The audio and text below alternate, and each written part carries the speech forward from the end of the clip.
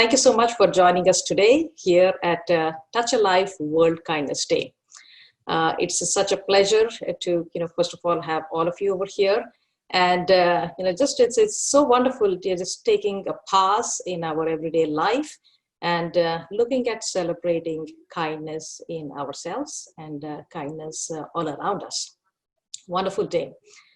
So, joining us here on this panel, our wonderful group of women, very accomplished and trailblazers. And before I introduce them, let me introduce to all of you the topic of the discussion today. The topic of the discussion is empowering girls and women. This is a topic that's very, very close to my heart.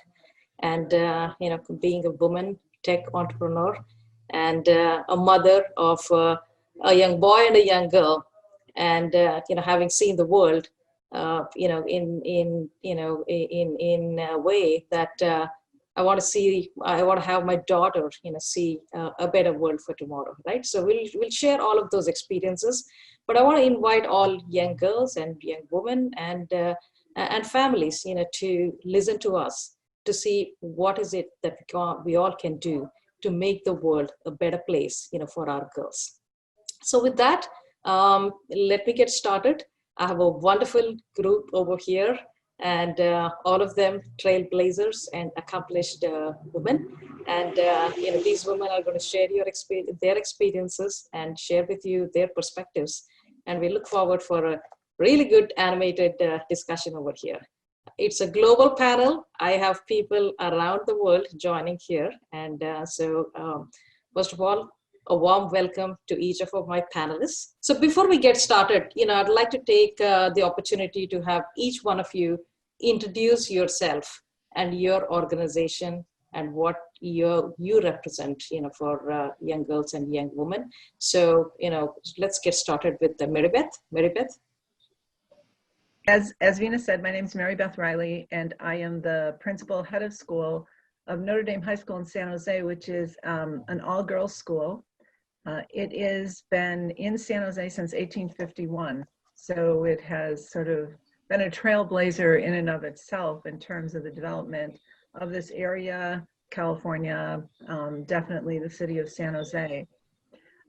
Being an all-woman school, our focus obviously is on women's education and always has been. It definitely in this particular time period, we continue to educate young women with a specificity of the roles that they will play in their adult lives, in their adult and career lives. So when we juxtapose that to when education in the 1920s, it looks very different today.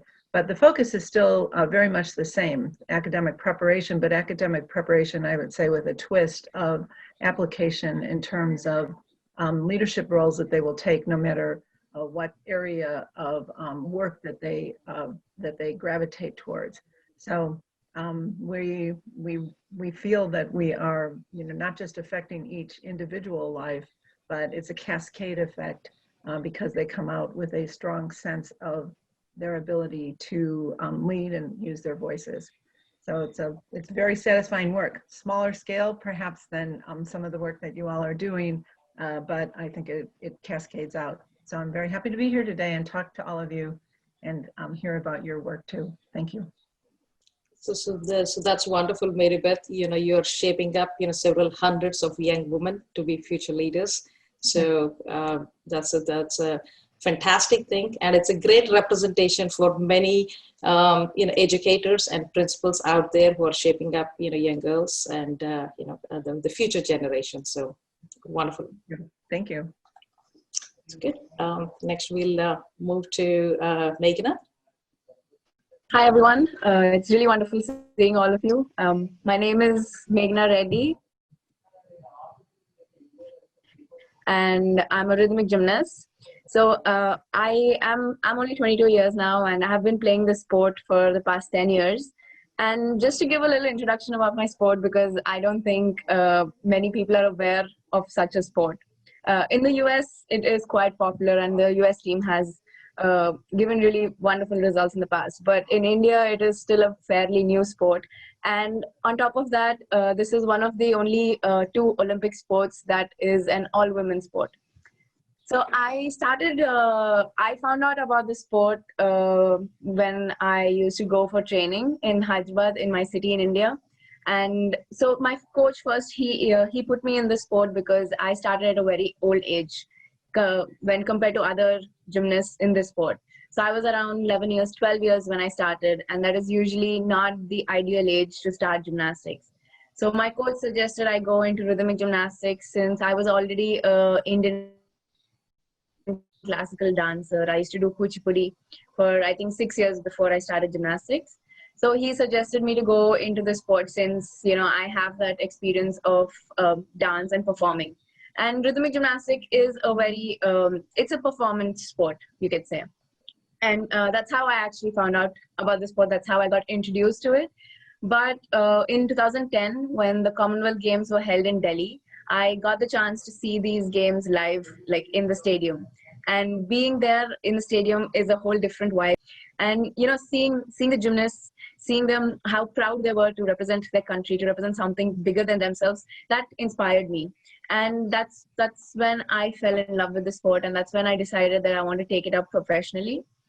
And ever since then, I have been training, and I have been working hard in hopes to one day be able to get India on the map for rhythmic gymnastics. I'm a technology executive where I focus significantly on sales execution, ecosystems, and partnerships. And then as respect to focusing on empowering women and specifically girls, I'm proud to be a board member of Girls Inc. at a national level. For those of you who may not be familiar with Girls Inc., we serve in about 350 cities across North America, which encompasses almost 1,500 sites. And the intent is to focus on girls ages 6 to 18 and really the development of the whole girl. Mary Beth, we were founded in 1864, so almost 150 years plus, really focusing on girls, empowering girls, advocating for girls. And really, like you mentioned, Mary Beth, has evolved over time in what we deliver in terms of services. But the intent is really to help girls learn to value themselves, right? To discover and develop the inherent strengths that they have, and advocating for physical activity and more positive body images, academic support, right? So that allow them to excel in a school environment. And then the third component is around life skills instruction, which we see improves their self and emotional control. So ultimately, I'm proud to focus on enabling girls from a self-advocacy perspective, as well as being an organization that advocates on behalf of these girls to allow them to flourish as they grow. Thank you, Vanita. That's a wonderful work that Girls Inc. is doing, a much needed coaching and empowerment services, for young ladies. So looking forward to hearing more from you. Over to you, Whitney. Thank you, Vino. Thanks for inviting me to speak on this panel as well. My name is Whitney. I'm from Trinidad and Tobago, and now I'm based in San Francisco as a software engineer that works with Microsoft's top 500 customers to help them unlock the power of the cloud, the edge, and really tap into innovation so that they can stay at the forefront of the industry. So I just finished a project with Disney where we help them actually leverage technology to be able to create more shows more rapidly to actually compete with Netflix in the streaming game. So before I left Trinidad, in fact, I came to the US to study medicine. I had no exposure or any insight into software engineering, technology, and what the power of using innovation is to create. And I got exposed to this at an all-female hackathon at University of North Carolina, Chapel Hill, where it was over 1,000 women in this auditorium. And in 2 to 3 days, they all came up with like really great solutions to solve problems that they face in their day-to-day. For instance, crime on campuses at night and so on. When I saw this, I was completely like flabbergasted because I saw an opportunity where I can tap into to create without having to ask for permission. And since then, I deep dived into technology, and now I'm at the forefront where I am traveling around the world, working in Japan, Netherlands, UK, the US, and really seeing what these top Fortune 100, Fortune 500 companies are thinking of in terms of staying at the competitive edge. And in doing so, I'm mainly, most times, the only female in the room. And when I look around from a sense of power because I know I'm here because I'm capable to do this. It doesn't have to do with my gender. So I founded a nonprofit in 2018 that's all around self-advocacy, similar to Benito, as well as self-development, where our hope is to really capture the individuals who are also passionate about creating, not just for the sake of creating, but creating to like create systematic change and like exponential impact. And our role is to expose the girls, the males as well, to the opportunities that is present to them once they commit to it and they want to go on this journey. So thank you once again for inviting me to this panel. Excellent, Whitney. It's a very, very inspiring journey, and very inspiring to see that at such a young age, you have started social entrepreneurship, and looking at impacting more and more girls and women out there. Certainly very inspiring. So with that, I think one of the key topics that we are talking about today is gender equality. How do we bring gender parity, right? So, I'm sure, most of you on this panel are aware of, some of the people out in our audience, just to bring you up to speed. Gender parity, gender equality is one of the key area where, I think we all need to do a lot of work. According to the World Economic Forum, which recently did a study on global gender gap, there is a significant gap, between, the genders. And globally, it is currently standing at about 57.8%. And it takes over 100 years to bring the parity, between the genders. And this report, basically goes through 4 different areas, gender parity in terms of health, gender parity in the area of education, in the area of socioeconomic, as well as politics. And again, we can touch each one of these topics. But one of the things that actually really, stood out and, struck me was the socioeconomic gap between the male and the female. In order to bridge this gap and make it equal, World Economic Forum projects that it will take approximately 257 years to bridge this gap. That is very alarming.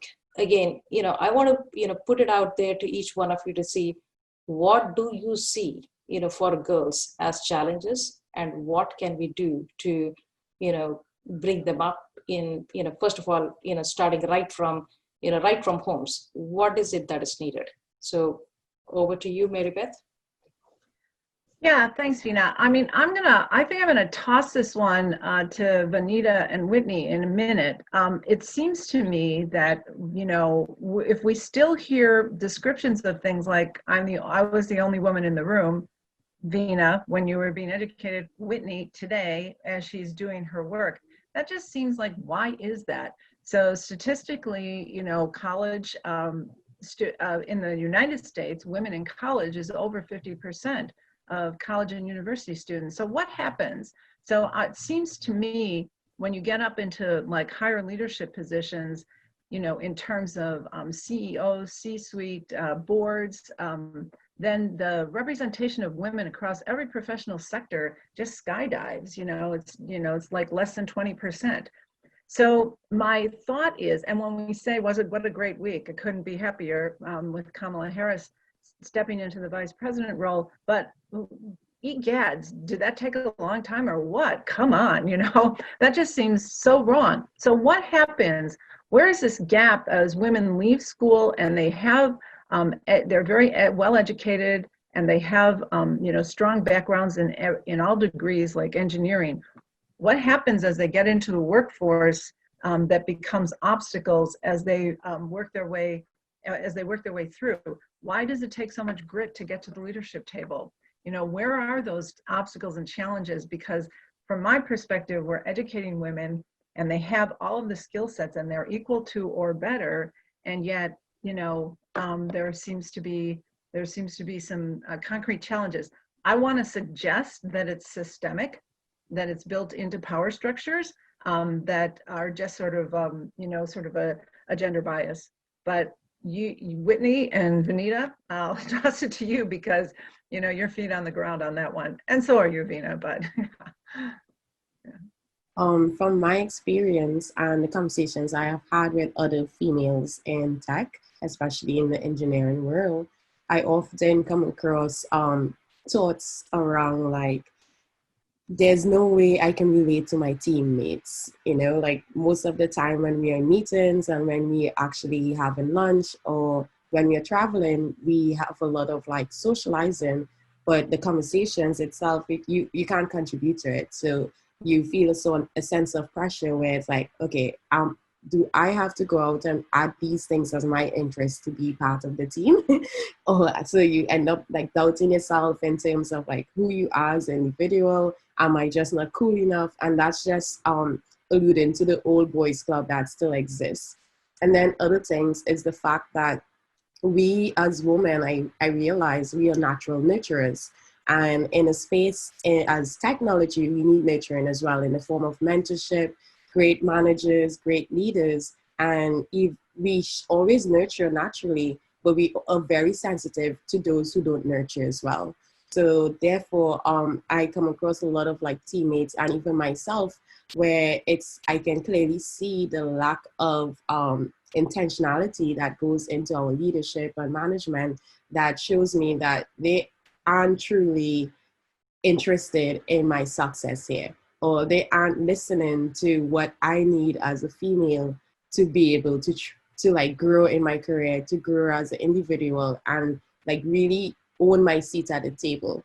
So therefore, in terms of what is needed, I think what I've been trying to do at least is naturally create the opportunities for nurturing myself, where I now have to like expand my time to like see as much persons as I can touch in 30-minute increments, right? And sometimes just speaking with an early career person or a student who's contemplating entering the field, 30 minutes once a month goes a very long way in like boosting their confidence and so on. And the last thing I will mention is really figuring out how to build those like interrelationships in the workplace outside of gender, where it's like, hey, we are all human beings. We are here for a purpose. We have integrity, and we want to like create a working agreement that doesn't challenge who I am. Whitney, I applaud you on that. I think you hit two different networking aspects, right? Which is reaching back and helping those that are more junior in the business, as well as advocating for yourself. I agree with all the comments made about women in the workforce. As a chemical engineer, Vina, I experienced what you did going through programs in school, but then even in the workplace. I think I want to just make sure I highlight some of the key challenges I perceive girls face. We just talked a little bit about women in the workforce, but as Girls Inc. does some of our studies, we find that 89% of Girls Inc. girls are actually interested in science and math, for example. So at a young age, they're interested, and then something changes where they aren't exposed enough to the activities, the experiences, more than the job title. How do we keep girls engaged at a very young age? And you have to balance that with the fact that their home environment may not be conducive to that type of learning, that experiential opportunity. Do they see people that look like them? Do they have the right role models? There's the social pressure to conform, right? As you battle, whether it's sex, race, religion, immigration status, gender identity, etc. how do you balance the potential lack of support at home, the societal pressures to fit in, which girls experience, as do boys, by the way. But that said, are there enough role models? And then more importantly, are there programs and opportunities given to the girls to learn? And to bridge that to where Whitney landed, right, is if you have that level of self-confidence and support behind you, then as you enter the workforce and continue to thrive, you'll have experiences in building those networks, advocating for yourself, and understanding what it's going to take to make the next move. That's a great point you made, Vanita. I think it all starts from, home and in very young ages. How do we nurture, our girls, and how do we build confidence in them? So I think there's a big message for families out there to be able to be that really strong support to, go out to launch themselves out. And I'd like to, get this over to Meghna, and I'm sure in her life, that is one of the key factors that has helped her launch herself. So Meghna, over to you. So yeah, I don't have that much experience with the workforce. I've been in sports my entire life. But I think one thing that I have noticed, like, traveling everywhere, is that, we are not given enough credit for what we do. Because, like, I have noticed it in my sport only. It's an all women's sport. So within the sport, it's not that, we have any gender equality because it's all women. But I have noticed it when, when it comes to competitions or when it comes to trainings, when we are training with other, gymnasts, the male artistic gymnasts, or even the female artistic gymnasts, we are tend to, like, not give, we're not given enough credit for what we do. They see us at competitions because our sport is something where we, it's a very glamorous sport. We have these beautiful leotards and we have this beautiful music and routines that we perform, and we have makeup and everything. So they just look at that and they assume that, it is something easy, something that, anybody can do. And when I first began, that was one of the reasons why my coach put me in rhythmic gymnastics. He told me that I was too old to start artistic, and that, it would be too difficult for me to get anywhere in a sport like artistic starting at the age I did. So he suggested I go into rhythmic, and I have seen it within our country as well, that most people opt for rhythmic gymnastics as an easy option. But I have through my years of training, I have seen that there is nothing easy about this sport. The entire aspect of making it look easy is actually much more difficult than what we perform. So yeah, I mean, this is something that I've noticed within my sport, and I'm not really aware of how it is in the workforce because, like, I haven't experienced that yet. But I think it's pretty similar everywhere as well. We are not given enough credit. People assume that things are we go for the easier option or something like that. Yeah, fundamentally, I think, there is some level of undermining of, the achievement, or undermining the ability to achieve. And that is something I think, in and around us, things have to change, and people have to take a very cognitive and a cognizant approach, to making sure that, some of these subliminal messages, that are, coming around to girls and women around, it needs to be, changed. So that's a fundamental thing. I want to put out there topics of these three things, and I'm sure there are a lot more, but fundamental and core, in terms of actually just, building up the personality. One, self-advocacy. Two, decision-making and leadership. And three, the ability to dream big. So I'd like to put out to the panelists, the discussion as to how can we nurture this in our young girls. I think from being in education my whole life and working with young women, certainly there are those opportunities for young women to create, for their success, giving them opportunities to, to be involved in something they're interested in, develop leadership skills, develop their voice, be able to kind of test themselves are all, that's all great and very formative. I think that what I have found is really key is what Whitney described when she goes to some, a gathering and watches women doing something, and discovers a passion. Or what Meghana talks about when she steps into that new gymnastics role, that sense of that sort of liberation to try something new, not to get kind of, if you come from a background, a family that's really supportive, it can still, rut you in that you have to go in a particular direction. But that liberating sense of, discovery and finding passion, and then wanting to work really hard because you're just so engaged in it, is key, because this feeds your, it feeds your soul on the way through. So I think those things are very important. I think role models, again, just being here and seeing you all, we try to put in front of our students, not ourselves, our experience is limited in the education world, but to put in front of our young women, people who are in careers, who are working in different areas, so that they can have that opportunity to make those kinds of connections. And I know Girls Inc. probably does this in spades. So that seems very important. Those things seem very important to me.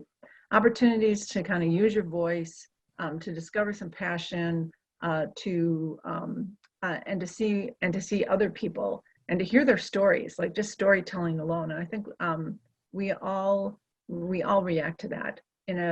Whitney talked about nurturing. I think women do react to to storytelling and hearing people's paths and journeys. I think that really helps. So whether you're going to go into the arts or STEM, having those like opportunities of discovery and practice are really helpful. I think, two very great points, that you brought up, Mary Beth. I think liberating, and having that experience of, I want to go out and pursue my passion. And the other is for role models, to have more women out there, doing the storytelling. I think we got to go out and, share the stories and inspire, young girls around us. Vanita? I absolutely agree, Mary Beth. And the one piece I'll say is as educators, you're still at the forefront of it all. I know you said that you have only one size and scope, but I disagree with that. I think as role models, it's essential for children to have these positive role models as they're growing. And I think your team probably leads that and is at the forefront of that on a daily basis. And I compliment them on how hard that is, especially in today's environment. But I look at the concept of role modeling as exhibiting the attributes and traits that you want to strive and develop without direct instruction at all times.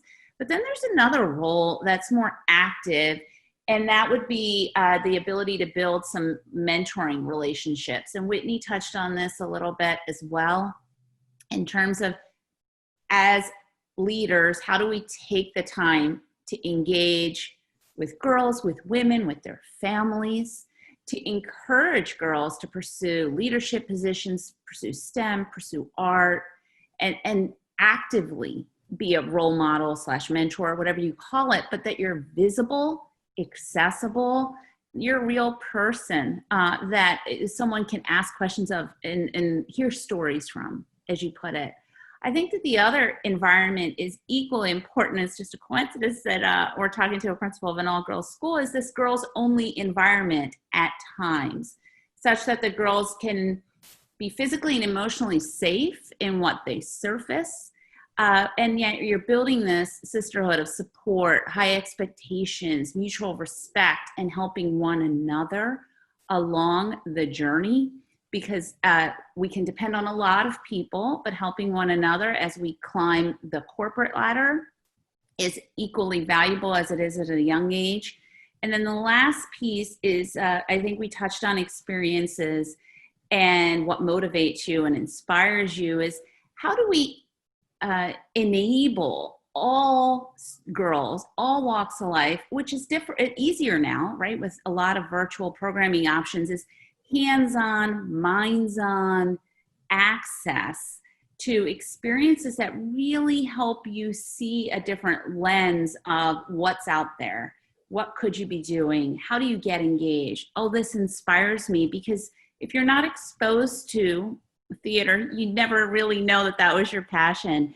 If you're not exposed to sciences, how would you know? And I think that's probably a gap out there in the world, in the marketplace, that collectively many women leaders could fulfill. And I would like to add on to that, saying that it's completely okay to not know what your passion is. Just be open to exploring and constantly discovering, because I'm pretty sure people who are like in their 50s still don't know what they really want to do. So just keep that in mind. So absolutely, absolutely. So, I think, one of the things at Touch a Life, what we are trying to do is bring out, some aspects of, nurturing the leadership skills, the self-advocacy skills. So we have launched a new program called Touch a Life Scouts. It's called the TAL Scouts program. It's a social entrepreneurship, program where, we are encouraging, young girls and young boys, to come together. We're, showing them, or, through digital curriculum as well as some small projects, to be able to create their own project, to be able to see that, yes, they can put together, a cause, they can put together a team, they can work, with each other. We're bringing mentors, and role models to work with them, to show them, hey, this is what you can do in bigger and, better ways. So, so with this, I would like to, again, question to the panel is around, this is moving to the next set of, I think, women in workplace, right? Women in workplace, we see again, a huge, gender gap, between different industries. We see a lot of women, in supporting roles, in services industry. You're already seeing with COVID, the most affected gender is obviously women out there. Most of the service jobs, that are lost, women lost their jobs. In the care industry, in the medical industry, in the hospitality, in the food services and other areas, and coming again into professions that are higher socioeconomic salary levels and other things, coming into the into the leadership positions, etc. Even that again the representation of women is pretty low. So what can we do, in the industry, in the corporates, to be able to encourage more women? I know there are programs, that, companies are taking today to, bring, more and more, women into the boardrooms and into the workforce. I'd like to, put it out there from each one of you. If we were to go as corporates, to, make some changes and make workplaces, more conducive for women, what is it that we can go ask the corporates? Vanitha? So as a working mom I have two teenage boys, ages 13 and 15. And in this current environment, that is a full-time job again. I used to travel 2 weeks a month. It was very different. So now one challenge among many that you've listed that women struggle with is being a primary educator at times, as well as all the other aspects they may have owned or shared in maintaining their home, as well as wanting to succeed and excel at their careers. And so where I think some companies have had strong work from home programs for many years, I've been blessed with that at IBM and now even at Converge. And other companies are adopting that, but it's more than enabling you to have the laptop and Zoom and WebEx or whatever platform you may choose. We have to surface work in a different way, but we also have to have greater flexibility in terms of when the work is accomplished and how it's done. That doesn't absolve the employees, the women, from delivering work product, but rather how that work gets completed is being reshaped every day. And having the tools, corporations are going to have to make sure that the tools are made available. And that could be Slack, it could be video conferencing, but keep in mind, doing what I put my daytime hat on, is that's not always easy for companies, because what you are doing is allowing access to secure environments from home, and how to build that so that you don't have a security breach and that you can authenticate your users is the hard work that companies will need to do and invest in, but they invest in that on behalf of their employees. So I would say the technical underpinning is critical, the understanding of how work will be done. And then the last piece I'd be remiss if I didn't touch, which is the HR organizations helping their leaders and their employees with just overall mental health. And that will continue to be impacted, I believe, in this environment. It could be for our students as well, is how do we promote good mental health activities? And as an example, my current employer, we have a lot of wellness activities. It could be challenges with walking and running. It could be nutritional. It's a whole body experience, if you will, but making sure that there's a focus on that so that the human element doesn't get lost is critical. Absolutely. So, Maribeth, how are your teachers, coping up, with some of these changes in the workplace environment today, especially with COVID? Yeah, I was pretty much going to ditto almost everything Benita said in terms of the environment for women. I think as a head of an organization and being a woman and having worked through raising 4 children while working, I think that organizations have to have some elasticity with depending upon on gender for both men and women in terms of where they are in their lives. And that's not necessarily built into the ladder, right? From an HR perspective, is that at some points, might be a decade in your life that you're just not quite as available to do particular things within your organization. But in the next decade of your career, you're going to exponentially give back. So if you're supported, you will, people will continue to perform. So if we look at long game, I don't know what that's like in the world where people are changing jobs fairly frequently. But I do think that's one aspect that I would add onto a sense of, helping develop a sense of security for your employees. Right now for people in education and teachers, I think compensation is a huge piece. So when you're talking about service industries being affected by COVID, I think women are often in particular areas. I know we're a majority female population in terms of employees. And most of those people, the majority of them are also, have families and children at home. And now they're educating people, on the screen, doing their classes. They have their own children at home, which, you talked about, Benita. I think that, but I do think even beyond COVID, compensation is a huge piece because these particular professions are underpaid and they're not valued. And then you just sort of this natural connection that women are doing these types of professions, majority in healthcare, support services, then that just keeps undervaluing. So I think that's a big issue we haven't touched upon, but I think it's there. Absolutely, Maribeth. Yeah, I mean, that's a huge issue. That's a huge issue because I think in the workplace, if you look at, I think where majority of the women are, I think majority of the women are in the support roles and in the support industry, and it is disproportionately affecting them.